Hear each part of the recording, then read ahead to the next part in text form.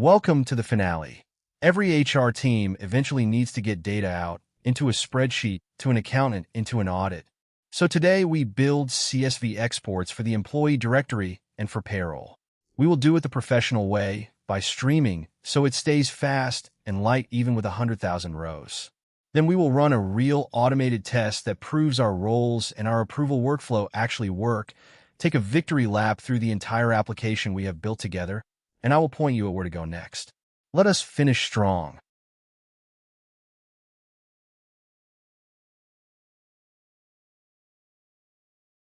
The naive way to build a CSV is to loop through every row, glue a giant string together in memory, and send it.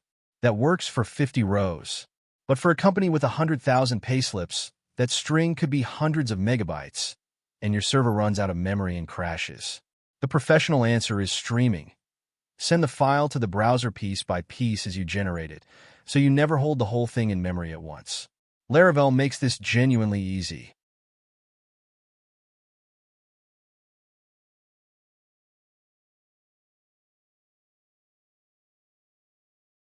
Generate a report controller.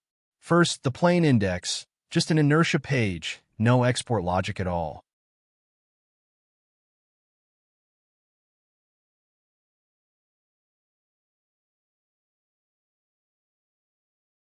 No props needed. The page itself is static, just two cards linking out to the exports. Because both our exports stream a CSV the same way, we write one private helper at the bottom of the controller and reuse it from both.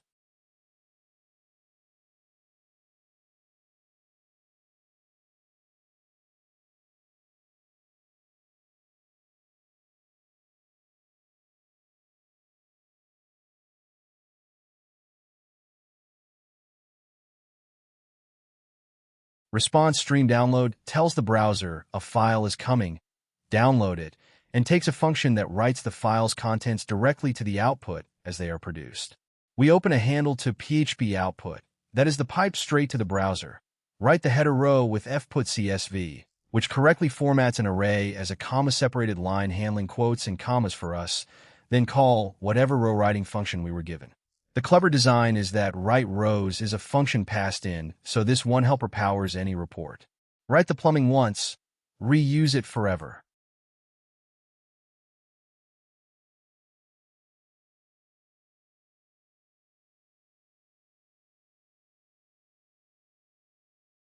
Now the employee report uses that helper.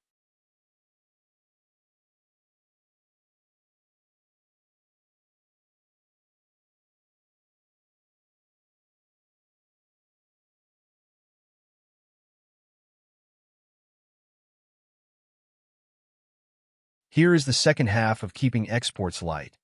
Chunk 200. Instead of loading every employee into memory at once, Chunk fetches 200 at a time, writes them, discards them, and fetches the next 200. Combine streaming with chunking, and you can export 1,000,000 rows using only a sliver of memory. For each employee, we write a flat row, reaching through relationships with the safe question mark operator, so a missing department becomes an empty cell instead of a crash. Now payroll, the same shape with different columns, proof the helper pays off.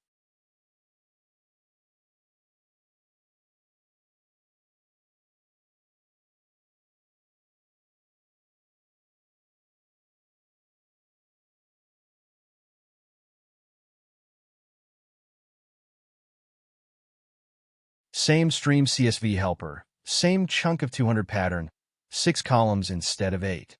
Once you've built the helper once, every future report in this app is a 10-line method. Pick your headers, pick your query, chunk it, write rows. That's the entire cost of adding a new export from here on.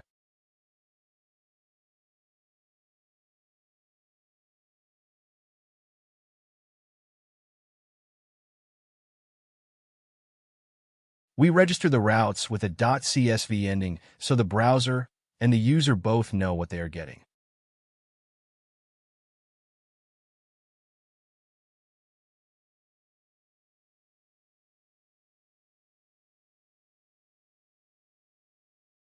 This block sits right at the top of the authenticated group in the real file. The very first feature-specific routes registered, even though it's the last one we're building on camera. Route file order doesn't matter to Laravel here. There's no wildcard shadowing risk like we'd worry about in a URL with a variable segment.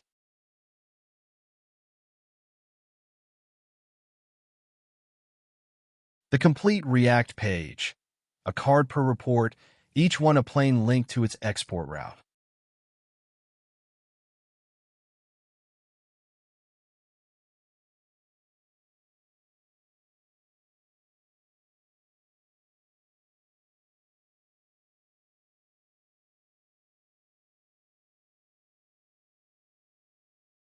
The reports array is the whole content model. Add a third report later by adding a third object here. No new component needed. Because a download is just a link to a URL, each cards button is a plain anchor, not an inertial link. Clicking it leaves the single-page apps world entirely and lets the browser handle the download natively. Click it, and the browser streams the file straight to your downloads folder. Clean and simple. Last, the sidebar entry.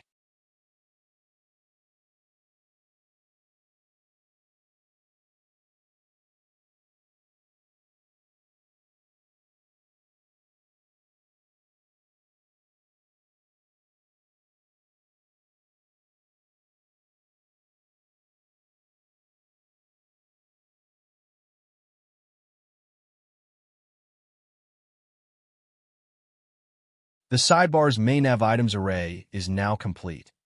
Every feature we've built across 13 episodes has its own gated entry, and the array itself is the single place that tells you, at a glance, exactly what this app can do and who's allowed to do it.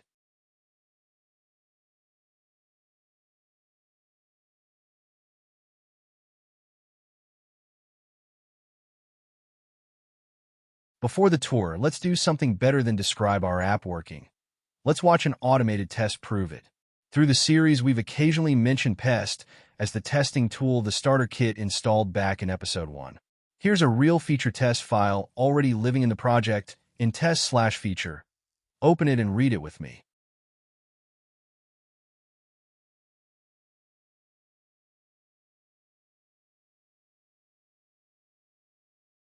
Four tests, and each one is a promise this series made, kept in code. Refresh database gives every test a clean, migrated database, and the before each hook seeds it with our real database seeder from episode 3. So every test runs against the same believable company the rest of the series has been staring at. The first test logs in as our seeded admin and hits all 10 pages we've built, asserting every single one responds okay. A fast, broad smoke test that would catch a typo in a route or a crash controller across the whole app in one go. The second opens a real employee profile and a real payslip document, asserting the payslip page actually contains the words net pay. Proof the blade template from episode 11 renders correctly, not just that it returns a 200. The third is the security promise from episode 4 onward, tested for real. Log in as a plain employee, assert departments and payslips both come back forbidden, then assert attendance and leave requests still work. The exact shape of the role system we built, verified automatically instead of trusted by AI. And the fourth replays episode 8's whole approval workflow end-to-end. Create a pending request, approve it as HR, then assert two things. The request status actually changed and the balances used _days actually became 3. That's the transaction and the increment from episode 8, proven, not just demonstrated on camera. Let's run it.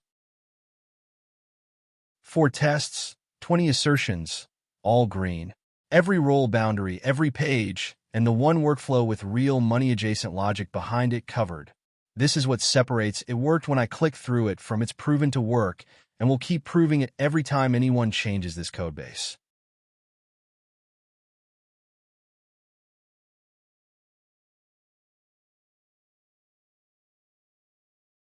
Let us step back and admire what we built. We started from an empty Laravel project. Now watch. I log in as the admin. The dashboard greets me with live headcount, active and on-leave counts, new hires this month, pending leave, a proportional bar chart of headcount by department, the requests awaiting approval, and our newest hires, each widget one click from its full page.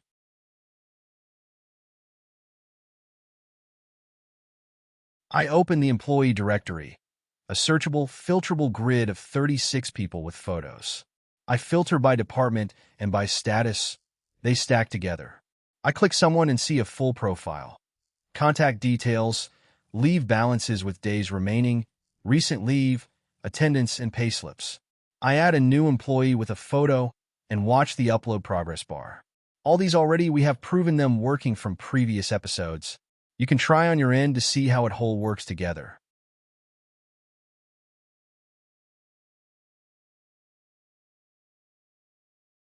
I manage departments and positions. I configure leave types. Over in leave requests, I approve a pending one and watch the employee's balance drop. I open attendance and clock in. As HR, I check the company timesheet for today with everyone's hours and totals. I run payroll for the month and open a payslip, a clean, printable document I save as a PDF. And finally, I export the whole directory to CSV.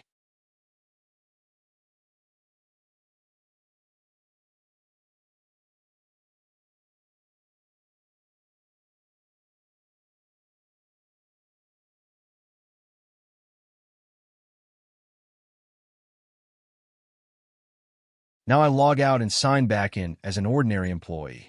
The sidebar is shorter. No departments, no payroll, no reports, exactly the array we finished a few minutes ago, filtering itself by role. I try to open the departments page directly, and I am politely refused. The same app, shaped by role, enforced on the server, and now proven by an automated test. That is a real, secure, useful HR platform, and you built every line of it.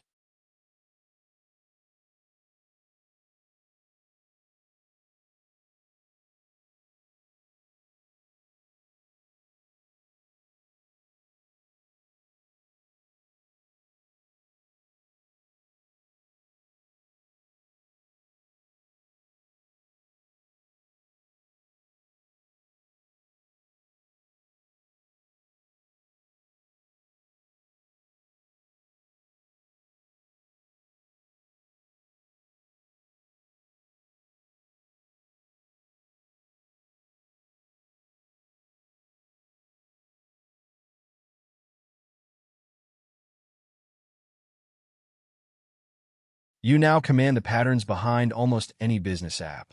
Modeling related data, CRUD end-to-end, role-based permissions, status workflows with safe transactions, file uploads, printable documents, dashboards, streaming exports, and a feature test that proves it all keeps working.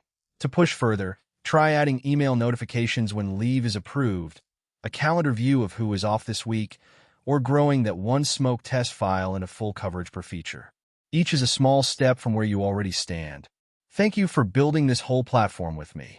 If it helped, do the things that help the channel, and go build something real with what you have learned. See you in the next series.